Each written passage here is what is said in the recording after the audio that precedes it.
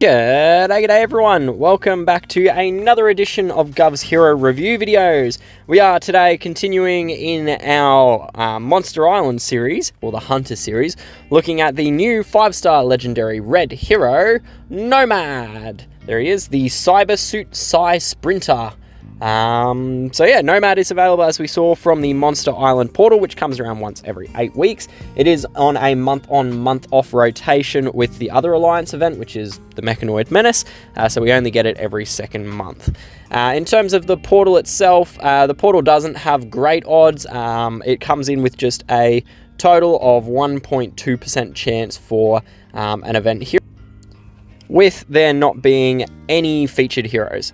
So we can see here on there, you've only got the 1.2% chance. There's no featured heroes, only the unfeatured ones. So this unfortunately does mean that the portal does have reduced odds compared to other event portals.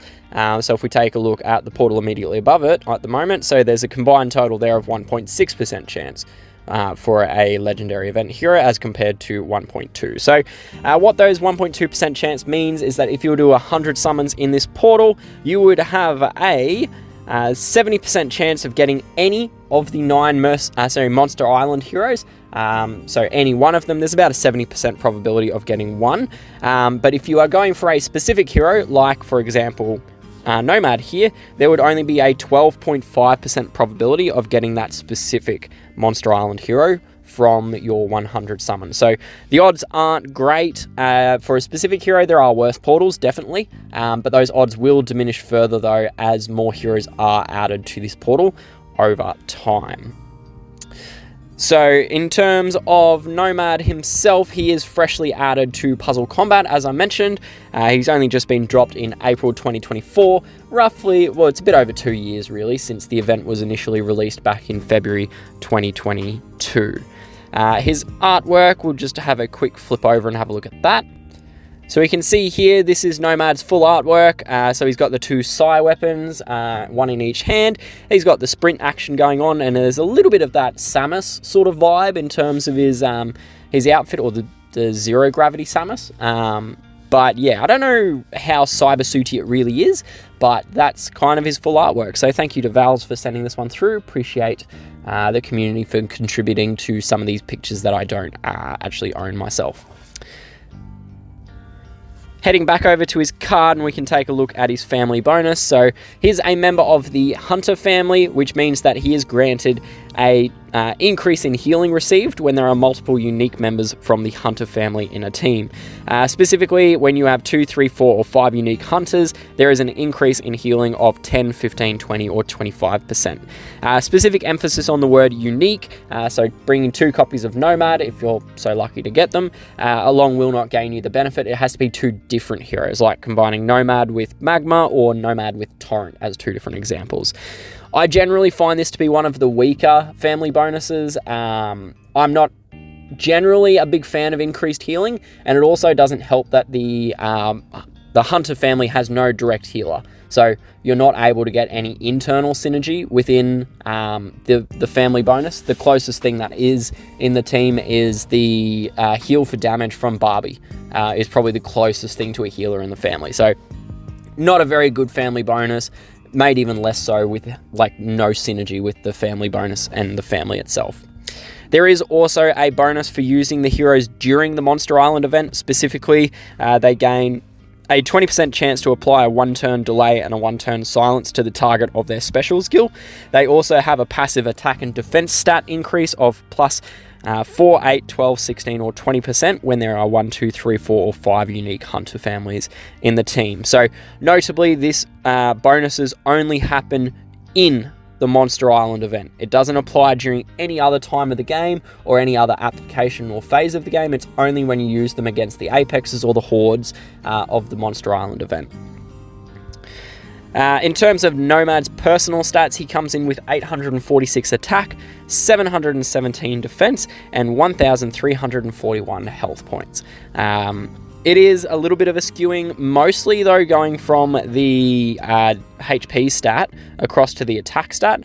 The defense stat isn't actually too reduced, but in order to make up that inflation on the attack stat, we do see his HP is a little bit reduced, and defense a tiny bit, but mostly it's coming from the HP, I believe. His attack stat is, though, quite elevated. It's above average in that front. It is also worth pointing out, Nomad does have considerably more power than the other Hunter heroes. So Nomad comes in with 736, whereas the Gen 1 Hunter heroes is like 706 to 709 range. So power is just a representation of their combined stats. So all of these numbers here fill into that power number. So the more power they have, the more total base stat distribution they have in turn. So there is a little bit of power creep going on there, obviously. Nomad's charge speed is set to 68, which is fast speed. It is 8 tiles to charge, or 4 ghosted tiles. The speed break, to get him down to 7 tiles, needs only +4 to get you up to 72 speed. So you can do that using just about any of the speed guns in red. You've obviously got the +7 from the 4-star Tigger Happy. You also have the +9 from the 5-star Chekhov SVK and Firewing Trig. A double break needs to get all the way up to 79 speed, so that requires +11 speed units, which unfortunately you can't actually do at present. For Nomad, even if you were to combine a +9 speed gun with the 2% charge generation node on his emblem tree.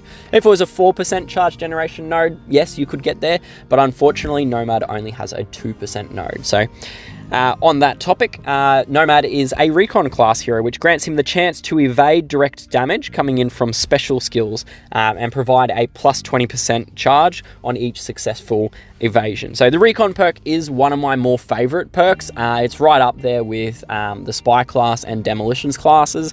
It's effectively an additional chance for dodge, essentially, of special skills, while also providing free charge for on top of the successful evasion. So generally speaking, I advise putting +1 on most of my recon heroes just to activate that chance for the evasion. By way of an actual emblem path, what I would do is I'd go on an attack path, but ultimately you could really go either route. You could quite easily go a defense path to give him added survival, or you could go the path of giving him additional damage output, neither of which is necessarily right or wrong. I'm just trying to find my recon class, QRS, Gov, you can spell like an adult. There we go. So you could very easily go either path, right? You could go the defense HP route to give him added survival, or you could also just as easily go the path of giving him more attack. So if you were to go the defense and HP route, it would look something like this. We're going to the two sides that are giving us the most defense and HP. I didn't really mention it before, but the speed node isn't of any real relevance. So if you were to pick up any node here, I would probably avoid the speed node, because then you're getting 2 useful stats rather than only 1 useful stat. So we are going still defense and HP, and then we end up down here at +18. The +20 nodes, you could probably go for +19 to get our defense points, but +20, the critical bonus, absolutely worthless. Don't worry about it. I mean, it's useful, but it's not going to get you too many, it's not going to get you the bang for buck. So probably +18, +19 at the highest is how far we'd go on this class. So that's the defense path.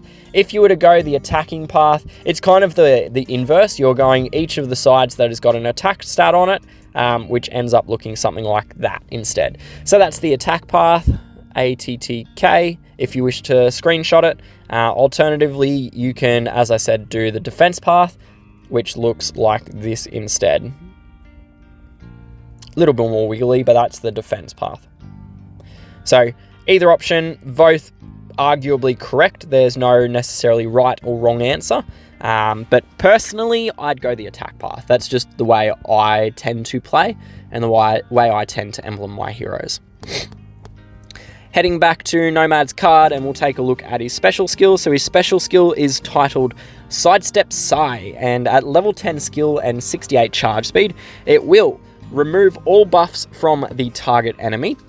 It will then deal 510% damage to that target enemy and apply a 4-turn silence to them as well. He will then provide an attack buff to himself for 46% attack, which is increased by an additional 17% per each hit taken, up to a maximum of 131%. So there's a lot going on there. There are some big numbers involved at this point. So let's take a little bit more of a look and break it apart a bit. So we'll start with the damage component, just because that's my tradition, even though it's not actually the first line item on his skill in this case. So damage, you can easily calculate damage. It's easy enough to do, but it is difficult to consistently and accurately do from battle sensors, because there are a lot of variations which feed into the calculation, including randomness. So what I tend to do instead is I compare heroes based on their attack power, which is just their attack stat, 846, multiplied by the percentage in his special skill, which is 510%. So it is analogous to their final damage output, and we can see that Nomad comes out with an attack power of 4,314, which is really, really big. Like, that's a big number on its own. Like, it's the highest of the red snipers in terms of the attack power straight up. When we normalize it against his speed is 8 tiles to charge, so that comes out as being 539 attack power per tile. So it's kind of a little bit busted, even on just a damage component. And I mean, we're talking just base damage at this point, right? We're not even looking at the attack buff, which you probably have already looked at on this chart. But it's like, effectively, it's like 70 to 100 points clear or more of any other element, right? The next best heroes in each element, is Serpent at 470 attack power per tile for red, Lillian variant at 457 attack power per tile for blue, Fiddle, who is, believe it or not, 291 attack power per tile for green. Green is really bad on snipers, but that's by the by.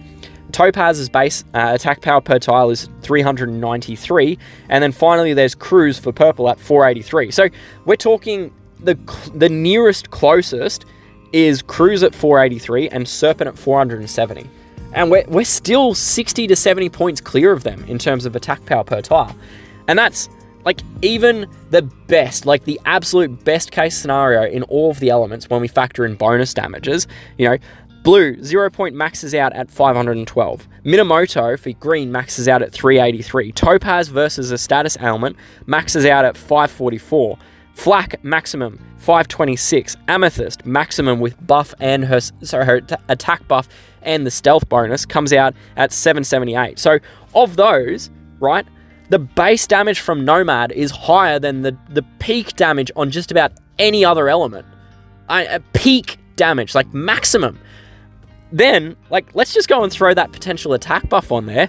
We're talking 131% additional attack. So his attack stat goes from 846 up to 1,954 attack. It's almost 2,000 attack just from his base stats and his skill alone. You go and throw a weapon on that, he's over 2k attack, straight up. Boom, done, easy, win. You go calculate that all the way through. Look at that attack power per tile. 1,245. Like, I just don't get it. Like, come on. It's who at Small Giant Games looked at this and goes, yeah, that's balanced. Like, seriously. Like, I don't know. They clearly have not bothered to compare it to any of the other heroes in the game, because if they had, they would have seen, like, it sure as is not balanced. Pardon my French, but it's not balanced from a damage perspective. So yeah, let's move on from the damage and look at some of the other elements of his skill, because hopefully it becomes more balanced in those fronts, right? Like, it has to, surely. So we'll circle back and we'll have a look at the buff removal. So the line reads that he removes buffs from the target. So notably, this line is before the damage in his skill. So skills execute in the order which they are written. So in the case of Nomad here, what it means is that he is going to dispel all the buffs that are active and then deal damage. So it means that his damage is unaffected by defense buffs. It's unaffected by defense against special skill. It's not affected by damage share. It's not affected even by counterattack. You're not even going to be able to counterattack him and smash him for all of the damage that he's hitting you for. So It's a lot.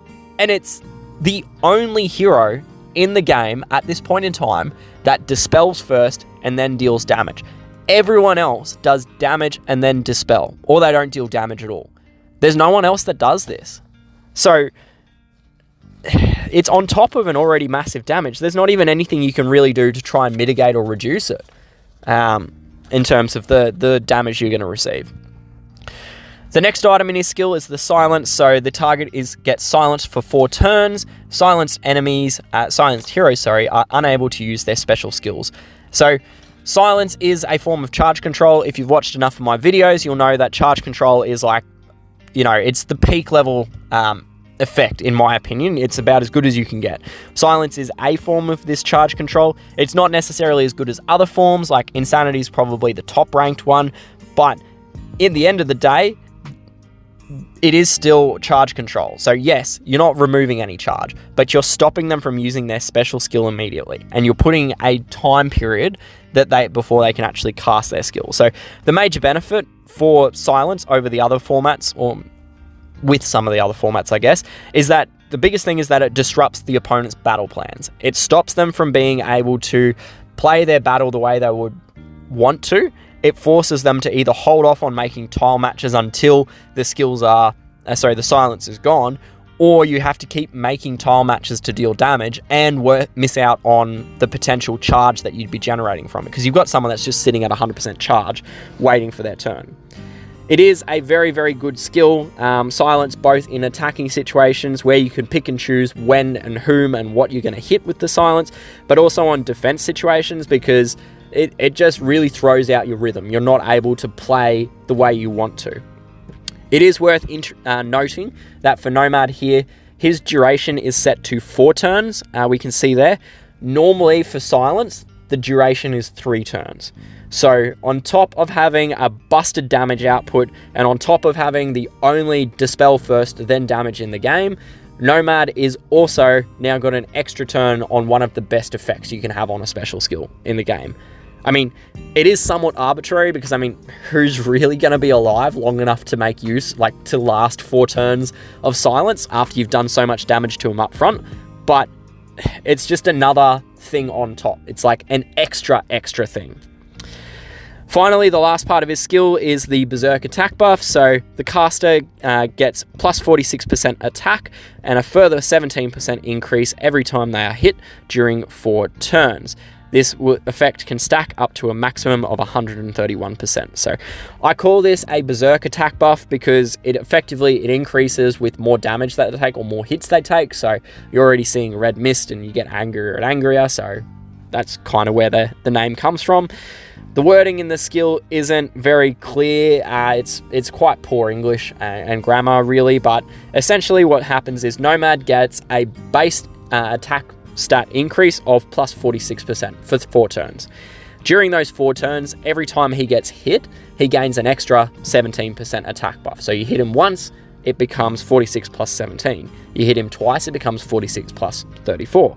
So on and so forth, up to a maximum of 5 hits, at which point you reach that maximum attack stat increase of 131%. So it's the 46% base plus 5 17% hits is 85%, 85 and 46 is 131%. So we did already touch on how impactful this can be in the attack power per tile, but to give a final demonstration of what it actually means in a damage sense is on the base attack stat of 46% increase, or the base attack buff, the damage improvement is roughly 60% more. So it's a 1.6 times damage modifier. At the maximum amount of attack buff of 131%, it is a 3.1 multiplier. It's 210% additional damage on top of his already high base damage output. So once again, it is worth also pointing out, this effect is for 4 turns. Everyone else basically has it for 3 turns. You know, Clara, Sapphire. Sapphire is the most recent hero, I think, with this effect. They're both only 3 turns. But Nomad, for whatever reason, has it as 4 turns. So overall, I don't think it really takes a genius to see that Nomad is a very, very, very good hero. You can put him pretty much into any team, you can use him for any application, and he's basically going to come out awesome, right? People will often claim about how new heroes are OP compared to the old ones. And usually, I personally refrain from using this terminology. I tend to just try to see heroes as their positives and their weaknesses. But in this case, I genuinely cannot see any argument that can be put forward as to balance, right? Every part of Nomad and his skill is beyond what we typically see in this game. The base damage output is just off the charts. Like, it's so much higher than anything else we've seen in the game, with some of the best effects afterwards, right? You've got massive base damage. You've got maximum damage output that is like 500 attack power higher than anything else in the game when you factor in that Berserk attack buff. There's the Dispel. It's the only Dispel in the game that executes before the damage. Then there's the Silence. And Silence, like, on its own, Silence goes on mediocre heroes. Heroes that don't have massive damage output. You look at Foley. Foley is a mid-tier damage hitter in terms of yellow, but he's got a 3-turn Silence to 3 enemies on it. You look at Shutdown. Shutdown is not a great damage dealer in purple, but she's got a 3-turn AoE 3 Silence on her skill. You use Silence and Charge Control to make up for poor damage. You don't put Silence on top of someone that's already got stupid amounts of damage. Anyway, it's all... I normally try my hardest, my absolute hardest, to be fairly reserved with these reviews and take as much of a viewpoint as I can outside of OP and underpowered and anything like that. Just judge heroes on their merits. But I just can't. I so very, very, very rarely call for nerfs to heroes. I don't do it. Like, it's just not what I do. But here, I can't see it. I cannot fathom how anyone looked at Nomad in this final form and put him into the game and then looked at it from a game balance perspective and said, yep, that looks good. Like, really? The only upside I can possibly see in all of it is that because Nomad has been added to the Monster Island portal, there's no featured heroes. So we're not going to see, like, it's not like it's a Hero of the Month that's been added in. So the drop rate is low, and the exposure rate, therefore, is going to be low. So it's not like we're going to suddenly see, 30 Nomads appearing on defense teams for war purposes. Like, we're not going to see that level of thing in the game. But still, like, genuinely, if anyone from SGG actually watches my videos about these reviews, please just take another look at Nomad. Like, yeah. Anyway, I don't know how much point there is to keep going and doing a grading, but for what it's worth, as it presently stands with Nomad, for his grading, I'm going to give him an A+ for raid and war attacks. He's just busted. Like, you can put him in a stack, you can put him as a solo hero. You could probably almost solo a team with Nomad on his own. Like, he's that busted. So anyway, A+ for raid and war attacks. For war machines, I'm going to give him an A-. Again, he's got a lot of effects there. You've got silence, you've got damage, you've got attack buff to himself, but it all is contributing towards more tile damage and survival on a war machine. For eventing, I'm still going to give him an A-. Normally, I smash snipers because snipers don't do well for event competition. But in the case of Nomad, you can probably have an argument to use him in those teams because he is so damaging. You could pretty much one-shot one of the bosses in the final wave, and then all of your damage is then just focused on the other heroes that are there. So I still think that he is going to be very good in events, even though normally snipers are terrible there. On raid and war defenses, I mean, it's untested, but I'm going to give him an A grade. I think that he was probably best suited to a flank or a wing position. Being a sniper, they generally fall out to the wing because you want your flanks to have like the AoE role. But you could put him in either flank or wing. Ultimately, you could probably even put him in tank position. Like, you get a bad board against him and he's killed one hero and then gotten stupid amounts of damage and a silence off on your team. Like, he could work as a tank with his damage and speed. In the 3 tournament settings, so we've got Bloody Battles up front, so A+ for attack in Bloody Battles and an A grade for defense. He's just going to maim heroes, like he's just going to shoot them and hurt them hard. In the buff boosters, I'm going to give him an A+ in attack and an A grade on defense. He creates buffs for himself, he silences the enemies, so I mean he dispels as well. It's kind of a package deal for buff boosters.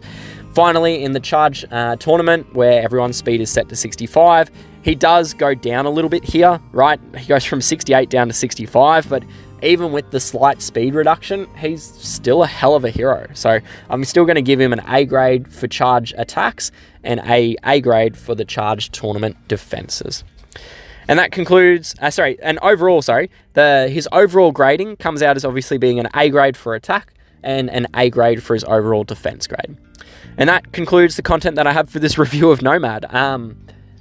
Yeah, ultimately these are just my opinions, but I don't know, I try as much as I can to show the data and give a bit more background to the opinions, but I do love hearing your thoughts and feedback on these heroes, so please feel free to jump down to the comment section of the video, drop me a note. I love reading them and try to respond as much as I can. If you did find the content to be good, useful, helpful and all of that, feel free, like the channel, like the video, subscribe to the channel and all of that, but share the video around, because ultimately if this sort of thing is useful for yourself, it's also going to be useful to the people you play with. Thank you once again for tuning in and joining me. Once again, if there are any SGG employees that listen to my stuff, please take a look at Nomad. I can't see this being balanced. And if this is how all the future heroes are going to go for this game, I mean, you're not going to have much of a game left. Ultimately, like this is massive. Anyway, until I see you again in another video, good luck, stay safe, and happy gaming. Cheers, bye.